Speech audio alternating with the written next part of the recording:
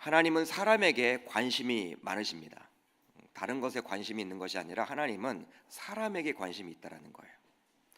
그러기에 사람을 준비시키시고 때가 되면 그 사람을 불러내시고 그 사람을 통해서 시대를 바꾸어 가십니다. 성경을 보면요, 마치 인물 사전과도 같죠. 여러 사람들이 등장을 해요. 바로 그만큼 하나님께서 사람에게 관심이 있음을 알 수가 있는 것이죠. 예수님께서도 공생의 사역을 하시면서 가장 먼저 12제자를 세우셨습니다. 예수님은 특별하게 하나님이셨기 때문에 그냥 설교를 통해서거나 아니면 천군 천사를 동원해서 사람들에게 한꺼번에 복음을 전할 수도 있었지만 그러지 않으셨어요. 자신이 세운 그 12제자를 통해서 사역을 해나가셨습니다. 그렇습니다. 지금도 하나님께서는 사람을 찾고 계세요. 지금도 사람을 찾고 계십니다. 그 사람을 통해서 이 시대를 변화시키시고 또 이끌도록 하기 위함입니다. 저는 개인적으로 우리 계명교회에 그런 사람이 많아졌으면 좋겠습니다. 하나님께 쓰임받는 사람, 이 시대를 이끌어가는 사람이 많이 배출되는 교회가 되었으면 좋겠습니다. 제가 한 달에 한 번씩은 청년부 설교에 들어갑니다. 청년부 설교에 들어가서 기도하면서 들어가는데 어떤 기도를 가지고 기도하냐면, 하나님, 우리 청년들 가운데 이 시대를 이끌 많은 청년들이 베풀도록 해달라고, 많이 나올 수 있도록 해달라고 기도하고 있어요. 그러니까 청년들 들어가면요, 여러 가지 취업도 해야 되고 공부도 해야 되고 너무나 지쳐 있어요. 너무나 지쳐 있는 그 모습을 보면서 마음에 안타까움이 있어요. 안타까운 그 마음 속에는 또 기대하는 면도 있죠. 하나님께 붙들림 바 되기만 한다면 이 지쳐 있는 청년들도 힘을 얻어서 주의 일을 좀 감당하지 않을까요? 저는 그런 기도를 해나가고 있습니다. 우리 계명교회가 시대적인 사명을 감당해 나가는 교회가 되기 위해서는요, 많은 사람들이 배출되어야 해요. 저는 소망합니다. 우리 다음 세대 이렇게 많이들 있는데 왜 교사가 중요하냐면요, 우리 다음 세대 청년 가운데 이 대한민국을 이끌 탑 리더가 3,000이라면 우리 교회가 한 300명을 담당하는 그 교회가 되었으면 좋겠다. 저는 그런 생각을 해봐요. 여러분, 나중에 30년, 40년 뒤에 정치계, 경제계, 종교계, 스포츠계, 교육계, 온 그러한 곳에서 계명교회 출신들이, 그러니까 우리나라가 보면 경기고등학교 출신들이, 서울고등학교 출신들이 그런 이야기만 하는데 나중에 신문을 딱 봤을 때 계명교회 출신들이 정치계를 좌지우지하고 경직에 가 있고 요직에 가 있는 그 모습을 생각해 봅니다. 영향력이죠. 여러분, 그러한 사람들이 다 되실 수 있기를 주님의 이름으로 축복합니다. 오늘 본문 1절을 보시면요, 엘리야를 소개하면서 길르앗에 우거하는 자 중에 디셉 사람이라고 소개를 하고 있어요. 보통 성경을 보면요, 유대인을 소개할 때 누구누구의 아들이라고 소개를 하고 있죠. 누구누구의 아들. 바디메오 같은 경우에는요, 이 하류 인생을 살았지만 어떻게 기록을 하고 있습니까? 디메오의 아들 바디메오. 그러니까 유대인들을 어떻게 소개하냐면 누구누구의 아들 이렇게 소개를 합니다. 이것을 통해서 뼈대가 있는 집안의 자손임을 말하고 있는 것이죠. 그러니까 디메오의 아들 바디메오는요, 그래도 아버지가 있는 거예요. 비록 하류 인생을 살고 있고 이렇게 눈이 보이지 않는 상황 속에 놓여 있고 거지 구걸을 하고 있지만 아버지가 있음을 통해서 그냥 보통의 사람이 아님을 이야기해주고 있는 것이죠. 그러나 여러분, 엘리야를 보십시오. 엘리야는 우리가 잘 알다시피 선지자입니다. 선지자 중에 선지자인데 어떻게 지금 표현을 해주고 있어요? 길르앗에 우거하는 자 중에 디셉 사람. 한마디로 이 본문을 통해서 엘리야가 별 볼 일 없는 사람임을 드러내주고 있는 것이죠. 우리는 잘 알고 있습니다. 예수님의 변화산상 사건 속에서도 누가 등장을 했습니까? 이 모세가 등장을 하고 있고 엘리야가 등장을 하고 있음을 잘 알 수가 있어요. 그러니까 예수님의 산에 올라가서 변화가 되었는데 거기에 주의 제자들과 함께 했습니다. 그때 엘리야도 있었고 모세도 있었다라는 거예요. 모세가 있음을 통해서 무엇을 드러내주고 있냐면 모세를 통해서 율법의 완성이었던 모세, 율법서를 기록했죠. 율법의 중심이 바로 모세라는 것이죠. 이 엘리야가 기록되어 있다는 것은 무엇입니까? 선지자 중에 선지자가 누구다? 엘리야임을 드러내주고 있습니다. 그렇게 우리는 엘리야를 보면서 믿음의 명문 가문이라거나 아니면 오랫동안 신앙의 연조가 있는 집안의 후손 정도로 생각하기 쉬운데, 그러나 엘리야는 그렇지 않았다라는 거예요. 본문에서 볼 수 있듯이 아버지가 누구인지에 대해서는 전혀 나와 있지 않습니다. 여러분, 우리의 생각으로는요, 누구누구의 아들 정도로 기록을 하고 있어야 되지 않겠습니까? 근데 그런 말이 없다라는 거예요. 그러니까 아버지가 있긴 있겠죠. 내세울 것이 없는 집안임을 드러내기 위해서 그냥 길르앗에 우거하는 다 중에 디셉 사람 정도로 기록을 해주고 있다라는 거예요. 그런데 그런 자도 우리 주님이 시대의 필요에 따라 불러주셨다는 사실에 저와 여러분들은 주목을 하셔야 하는 거예요. 즉 우리 주님은 결코 신분이나 배경을 가지고 차별하지 않음을 알 수 있는 것이죠. 그런데 우리 주님은 차별은 하지 않으시지만, 우리의 배경을 보지 않고 우리의 스펙을 보지 않으시지만, 쓰시고자 하는 사람이 있을 때 그 사람으로 하여금 신앙의 기본기를 갖추도록 훈련을 시킨다라는 거예요. 이것이 중요합니다. 여러분, 하나님께서는요, 자신이 사용하시고자 하는 사람은 기본기를 갖도록 훈련을 시킨다라는 거예요. 차별은 하지 않지만, 즉 광야 생활을 하도록 하는 것이죠. 광야 생활. 예수님께서도 우리가 잘 알다시피 본격적으로 공생의 사역을 시작하기 전에 광야에 가서 며칠 동안 머물렀습니까? 40일 동안. 예수님 자체도 할 필요가 없어요. 예수님은 신이시기 때문에. 그런데 40일 동안 광야 생활을 하셨습니다. 그 40일 동안 금식하셨죠. 저와 여러분들에게 본을 보이고자 그리 하신 거예요. 모세도 마찬가지입니다. 40년 동안에 화려했던 애굽의 왕자 신분을 버리고 40년 동안은 미디안 광야 생활을 했다라는 거예요. 광야에서 양떼를 치었습니다. 그리고 80세의 나이에 하나님의 부르심을 받게 되었던 것이죠. 40년 동안의 광야 생활이 얼마나 힘들고 지치겠습니까? 한번 생각을 해보세요. 여러분, 40년 동안의 광야 생활만 있었던 것이 아니라 그 이전에 애굽에서 왕자 신분이었어요. 인간이란 게 보통 그렇잖아요. 좋은 집에 있다가 큰 평수에 살다가 작은 집으로 가게 되면요, 견디기 힘들잖아요. 그러니까 처음에 작은 집에 있다가 큰 평수로 이사를 가게 되면 행복하지만, 큰 집에 살다가 작은 집으로 가게 되면요, 견디기 힘들어하는 게 바로 인간의 모습 아닙니까? 근데 모세의 생애를 보게 되면요, 이 애굽에서 왕자 신분이었어요. 왕자. 당시 애굽은 지금의 미국과도 같은 나라입니다. 초유 강대국이죠. 그런 나라에서 자신이 누릴 것 다 누리고 할 것 다 했던 그러한 신분이었는데, 갑자기 40년 뒤에 양이나 치는 그런 사람이 되었으니 얼마나 견디기가 힘들었겠냐는 거예요.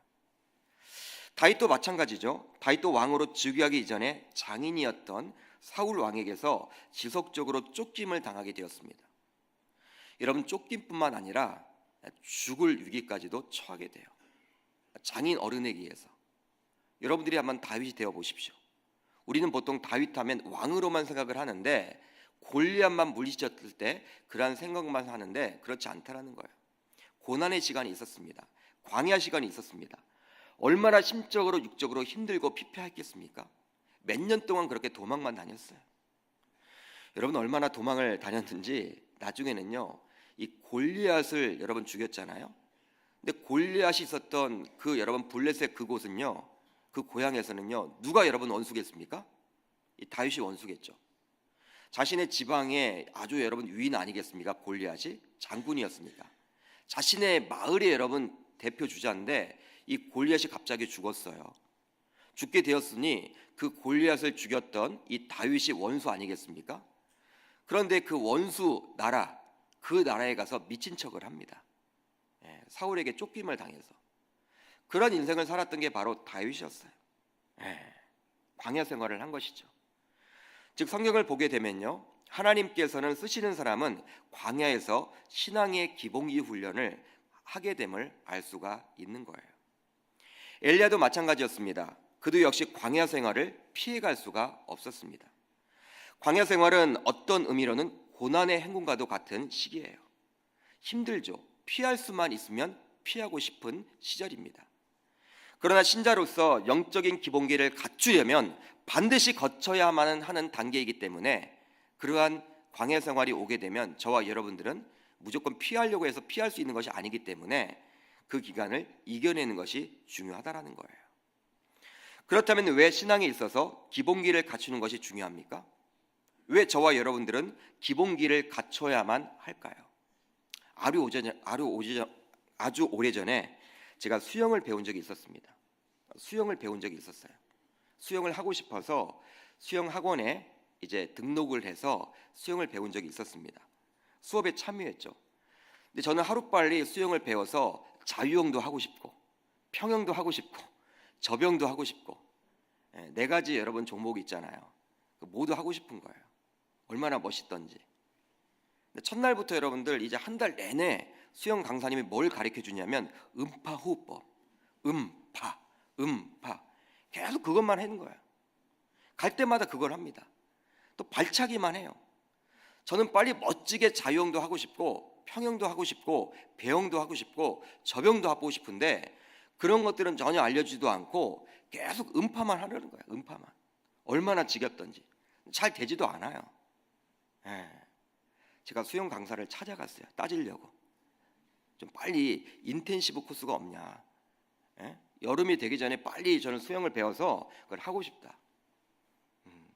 그랬는데 그때 수영 강사 선생님이 저에게 하셨던 말씀이 지금도 뇌리에 남아요. 어떤 말씀을 하셨냐면 바로 기본기를 제대로 갖추지 않으면 나중에 제대로 수영을 할 수 없다라는 거예요. 나중에 제대로 수영을 할 수 없다라는 거예요.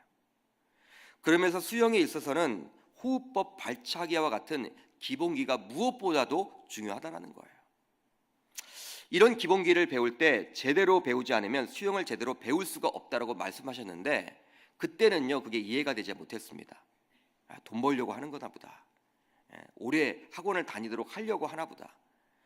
근데 나중에 이제 수영을 배우고 나서 생각해 보니 그게 맞는 말이에요. 맞는 말이에요. 그때 저는 제대로 배우질 못했거든요. 잘 배우질 못했습니다. 그래서 지금도 폼이 좋지가 못해요.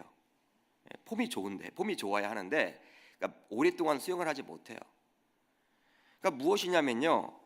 그때는 잘 이해가 되지 않았지만 나중에 시간이 흘러서 어느 정도 수영을 해보니 이제 알겠더라고요. 수영 강사의 말을. 여러분 그렇습니다. 어찌 수영만 그러겠습니까? 수영 이외에도 모든 운동은 기본기가 중요합니다. 기본기. 탁구도 마찬가지예요. 배드민턴도 마찬가지입니다. 볼링도 마찬가지예요. 어떤 분들은 뭐 볼링 하면요 그냥 맞추기만 하면 되지, 그냥 맞추기만 해서 점수만 올리면 되지 뭘 그게 뭐 기본기 폼이 중요하냐 하는데 아니에요. 폼이 중요해요. 여러분 그냥 맞추기만 하는 것은요 한 120 정도는 나와요. 120, 130까지는 나와요.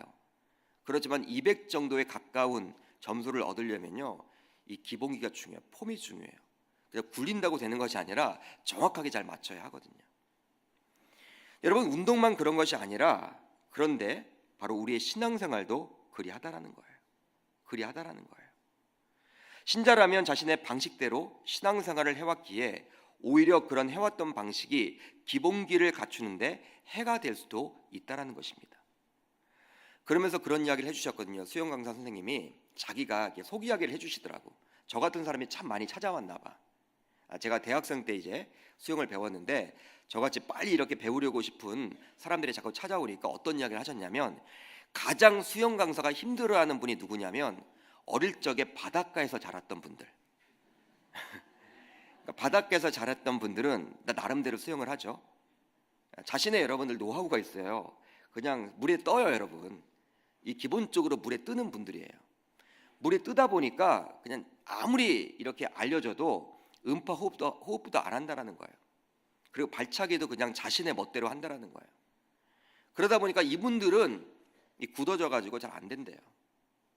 근데 우리 신앙도 그렇지 않나 생각을 해봐요. 오랫동안 신앙생활을 해봤고 또 나름대로 신앙생활을 해오면요 자신의 노하우가 있잖아요. 이렇게 하면 신앙생활 하는 거지. 이런 것들이 있기 때문에 어쩌면 해왔던 방식이 우리가 기본기 훈련을 해나가는 데 있어서 해가 되지 않을까, 저는 그런 생각을 해보게 됩니다. 그렇게 하나님께서는 자신이 사용할 사람의 경우 집중적으로 훈련시키고자 광야 생활을 경험하도록 하게 한다는 것입니다. 혹시 여러분들의 삶이 마치 현재 지금 광야 같은 고난의 연속이요 캄캄한 암흑과도 같다면 하나님의 사랑하시고 하나님이 사용하시고자 그런 어려움을 주시지 않은지 한번 생각해 보실 수 있기를 바랍니다. 그러기에 오히려 광야를 잘 통과해야 하겠죠. 그렇다면 하나님께서 엘리야를 어떤 방식으로 광야에서 훈련시켰는지 이 시간 한번 살펴보기를 원합니다. 엘리야는 목숨을 걸고 아합 왕에게 우로, 즉 비가 내리지 않을 것이라고 이야기를 합니다. 그리고 이슬이 내리지 않을 것이라고 이야기를 해요. 언제까지? 자신이 말할 때까지. 그러니까 자신의 말이 없으면 우로가 내리지 않는다라고 이야기를 했습니다. 당당하게 이야기를 했음을 어제 살펴봤어요. 그런데 이런 행동 뒤로 하나님께서는 다소 엉뚱한 명령을 내려주십니다. 엉뚱한 명령을 내려요. 우리 본문 3절을 한번 같이 읽어보도록 하겠습니다. 3절입니다. 시작.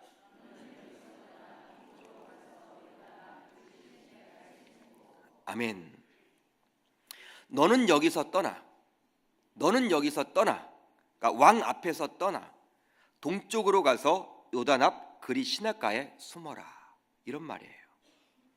아합 왕에게 당당하게 말한 엘리야로 하여금 지금 그리 시냇가에 가서 숨도록 합니다. 숨어 있으라는 거예요. 숨어 있으라는 거예요. 그렇게 당당했던 모습은 뒤로 하고 갑자기 숨으라고 이야기를 해주고 있는 것이죠. 여러분, 무엇을 말하는 것입니까? 신앙의 기본기를 위해 필요한 것은 홀로 서는 연습을 해야 함을 이야기해주고 있는 거예요. 홀로 서기를 해야 한다는 거예요. 신앙의 기본기의 첫 번째 것은. 여러분, 홀로 있다는 것은요 결코 쉬운 일이 아닙니다. 왜 사람들은 홀로 있기를 어려워할까요? 홀로 있으면요 자신이 모든 것을 스스로 판단하고 결정해야 하기 때문에 그리 하는 거예요. 홀로 있다는 것은 쉽지 않아요.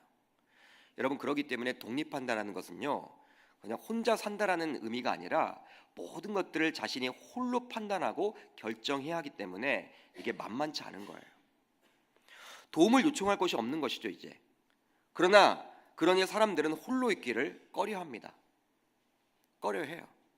그런데 오늘 본문을 보시면 하나님께서는 엘리야로 하여금 홀로 있도록 훈련을 시키고 있다는 거예요. 아무에게도 도움을 청할 수 없는 곳에 숨도록 이야기를 합니다.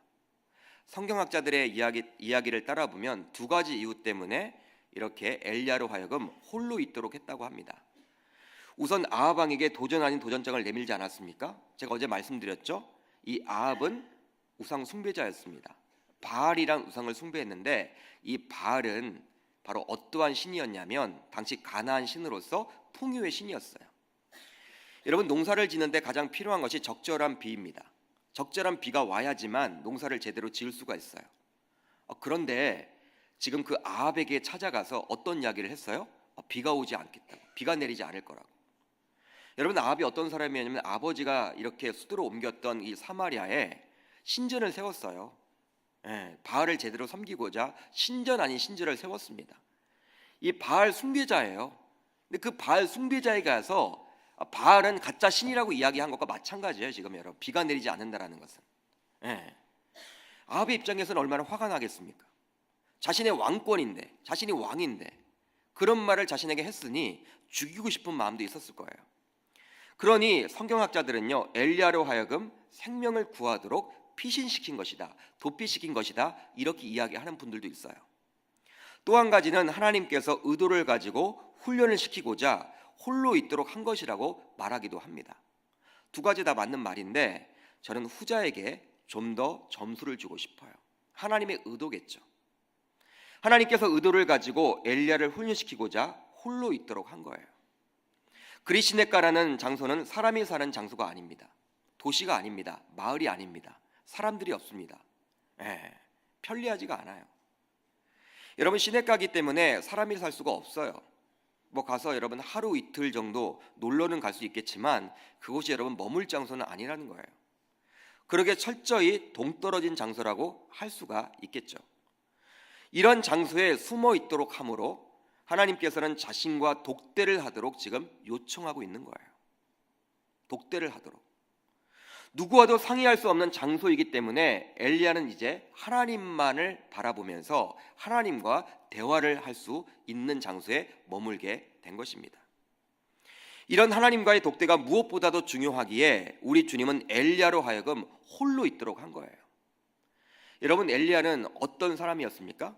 선지자였죠. 하나님이 선지자로 지금 사용하고 있으려고 하는 것이죠. 선지자로 여러분 쓰려고 하는 거예요. 그렇다면 선지자라면 어떤 사람입니까? 하나님의 말씀을 과감없이 백성들에게 전할 줄 알아야 되거든요. 그런 훈련을 시키고자 지금 바로 하나님과의 독대가 필요하기 때문에 그 독대의 장소인 그리 시냇가로 숨도록 한 것입니다. 그렇습니다. 하나님께서 쓰시는 사람들을 보게 되면요, 이런 광야 생활을 통해서 하나님만을 독대토록 한다라는 것 여러분 믿으시길 바랍니다. 여러분, 이 세상이 얼마나 분주합니까? 굉장히 분주하죠. 분주함 속에 있다 보면 그 분주함에 함몰되는 경우들이 얼마나 많은지 몰라요.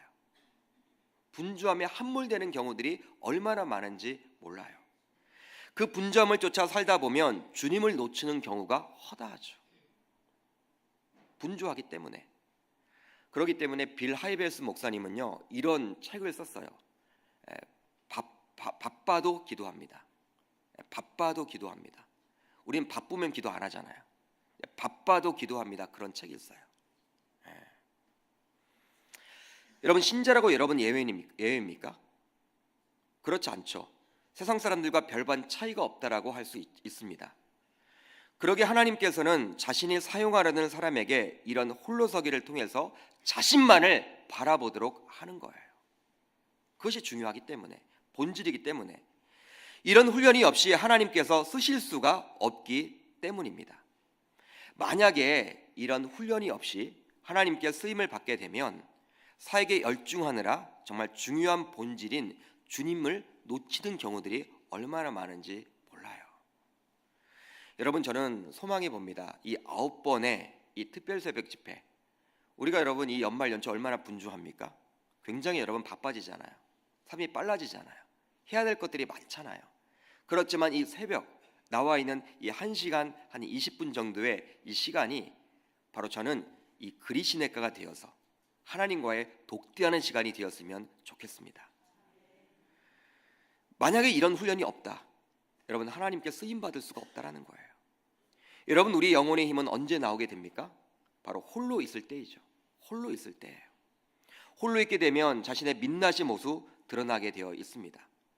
사람들 앞에서는 겸손한 척 할 수가 있고, 정직한 척 할 수가 있고, 착한 척 할 수가 있고, 의로운 척 할 수가 있어요. 사람들 앞에서는 누구나 잘합니다. 그렇지만 홀로 있게 되면 내 자신의 진면목을 보게 돼요. 여성분도 많이 계시지만 홀로 있을 때 화장하고 있습니까?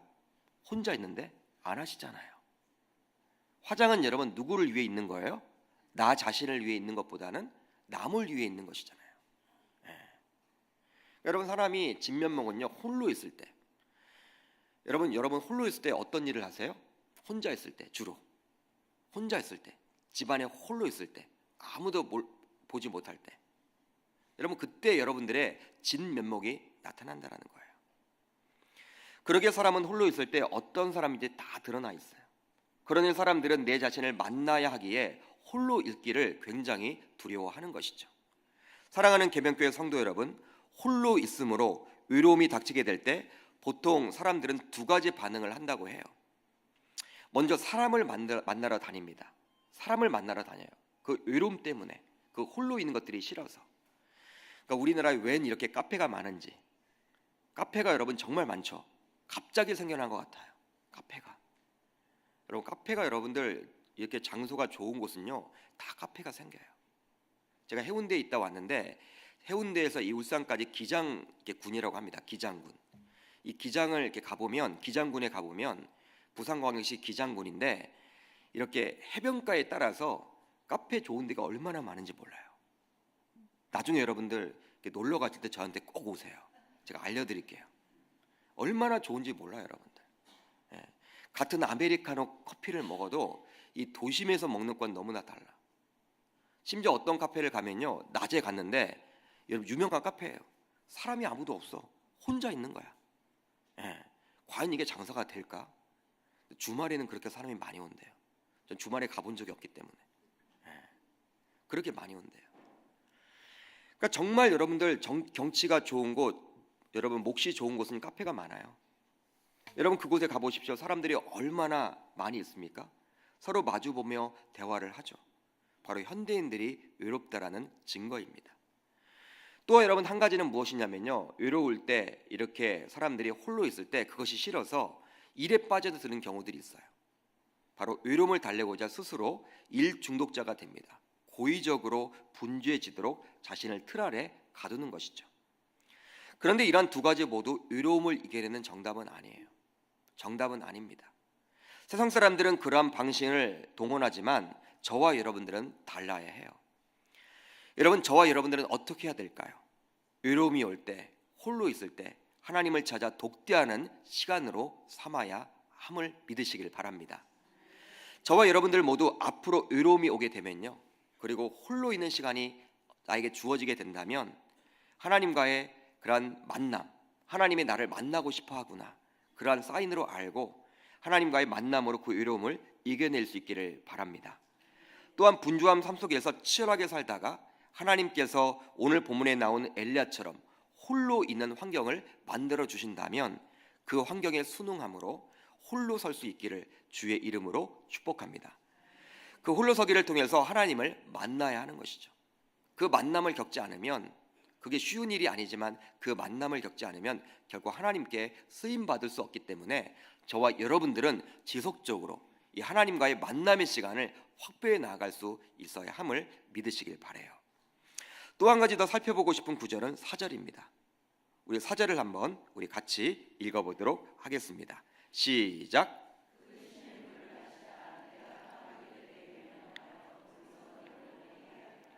아멘. 한마디로 여러분 무엇입니까? 하나님의 공급하심을 경험하라는 거예요. 하나님의 공급하심을 경험해라.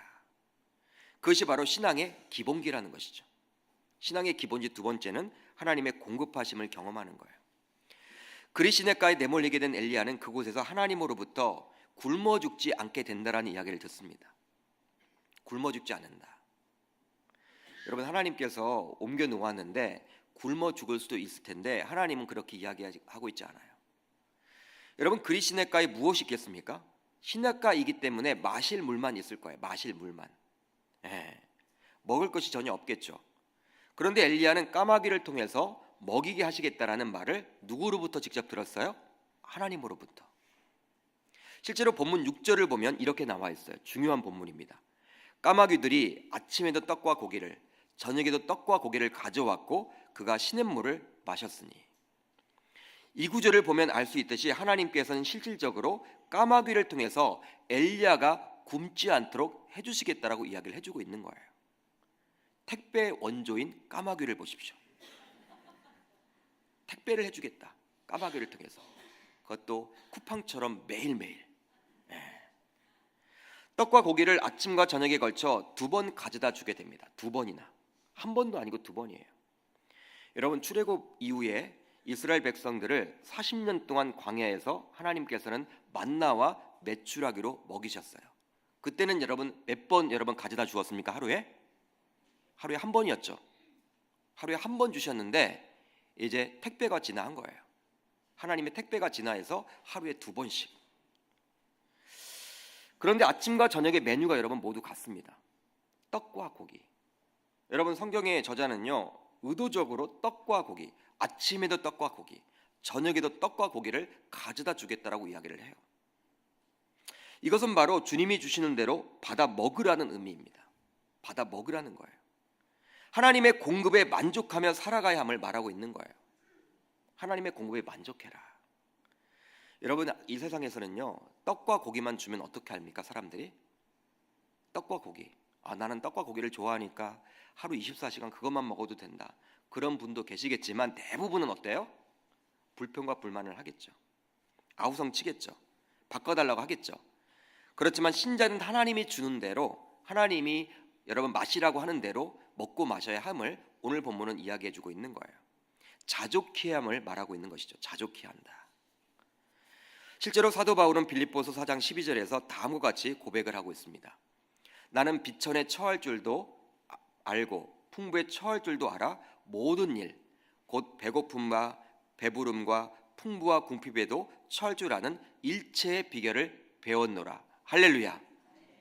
바울이 이렇게 저와 여러분들에게 권면해주고 있어요. 배부름과 배고픔과 풍부와 궁핍에도 처할 줄 아는 일체의 비결을 배웠노라고 이 자족해야 된다라고 이야기를 하고 있어요. 사랑하는 계명교회 성도 여러분, 먹고 사는 문제만큼 중요한 문제가 어디 있습니까? 이 땅에서 삶의 대부분은요, 먹고 사는 문제와 규결된다고 할 수가 있어요. 그것 때문에 다 다투는 거예요, 여러분. 그것 때문에 여러분 다 다툼이 있고 사건 사고가 벌어지는 거예요. 여러분, 먹고 사는 게 여러분 얼마나 중요합니까? 노후가 얼마나 중요합니까? 이런 먹고 사는 것 때문에 경쟁을 해야 하잖아요. 경쟁을. 신자라고 하면서도 말씀대로 살지 못하게 되잖아요. 먹고 사는 것 때문에. 하나님도 이해하시지 않을까 이런 생각 들잖아요, 여러분. 삶이 만만치 않잖아요, 여러분. 먹고 사는 문제가. 그러나 신자로서 신앙의 바른 기본기는 바로 먹고 사는 것 때문에 하나님을 놓쳐서는 안 됨을 지금 말해주고 있는 거예요. 여러분, 만약에 이 엘리야가 이 그리시네가에 갔는데 먹는 문제, 이 마실 문제가 해결이 안 돼. 하나님의 말씀에 순종해서 갔는데, 그리시네가에 갔는데 이 까마귀로 공급을 받지 못해. 하루 이틀은 버티겠지만 어떻게 되겠습니까? 나중에는 여러분, 누구를 원망하게 됐어요? 하나님을. 하나님 뭐 하시는 분입니까? 하나님 말씀에 순종해서 이 그리시네까지 왔는데 저 뭘 먹고 살아야 돼요? 계속 금식만 해야 됩니까? 이렇게 불평불만을 할 수 있잖아요. 하나님은 그게 아니라는 거예요. 먹고 사는 문제보다 더 중요한 것이 나와의 교제라는 거예요. 나와의 대화라는 거예요. 그것이 중요하기 때문에 그것만 한다면 내가 너를 먹이겠다라는 거예요. 내가 너의 필요를 내가 채워주겠다라고 이야기를 해주고 있는 거예요. 그러니 신자의 신앙의 바른 기본기는 바로 먹고 사는 문제 때문에 하나님을 놓쳐서는 안 된다라는 것을 말해주고 있는 것입니다. 이것을 엘리야에게 훈련시키고자 하나님께서는 그를 그리시네가라는 곳에 데리고 가서 가르쳐주고 있는 것이죠. 바로 하나님께서 먹고 사는 것을 책임져 주심을 깨닫도록 해주고 있음을 여러분 믿으시길 바랍니다. 여러분, 하나님의 공급하심을 지금도 기대합시다. 성실하게 정직하게 하나님의 자녀로서 말씀대로 살아감으로 하나님의 공급하심을 우리는 맛볼 수 있는 것이죠. 먹고 사는 것 때문에 하나님을 놓친다고 한다면 본질을 놓치는 거예요. 여러분, 우리가 하나님을 붙들면요, 하나님이 책임져 주십니다. 그게 바로 믿음이란 것이죠. 이런 두 가지 신앙의 기본기, 즉 홀로 서기를 통한 하나님과의 만남과 하나님의 공급하심을 체험하는 것, 이 두 가지 신앙의 기본기를 갖추어 나아감으로 엘리야가 쓰임 받았듯이 저와 여러분들도 하나님께 인정받고 쓰임 받는 도구가 되기를 소망해 봅니다. 이런 신앙의 기본기를 정말 잘 훈련받음으로 앞으로 살아가면서 겪게 되는 여러 위기를 만나게 되더라도, 그 위기의 상황에 놓여 있더라도 정말 저와 여러분들은 주님을 놓치지 않기를, 그러한 신자의 모습을 갖춰 나아갈 수 있기를 주님의 이름으로 축복합니다. 여러분, 신앙의 기본기가 중요하다는 거예요. 오늘 우리가 말씀을 정리합니다. 오늘은 이 본문의 말씀을 가지고 신앙의 기본기를 갖추라라는 제목으로 말씀을 전했습니다. 여러분, 하나님께 쓰임을 받으려면 이 두 가지를 놓쳐서는 안 되는 거예요. 하나님과의 대화, 이 독대의 시간을 확보하십시오. 그리고 하나님의 공급하심 때문에 공급하심을 기대하면서 우리가 살아가십시오. 그렇게 여러분 살아간다면 하나님께 반드시 쓰임을 받게 되리라 저는 믿습니다. 그런 인생을 살아갈 수 있기를 주님의 이름으로 축복합니다.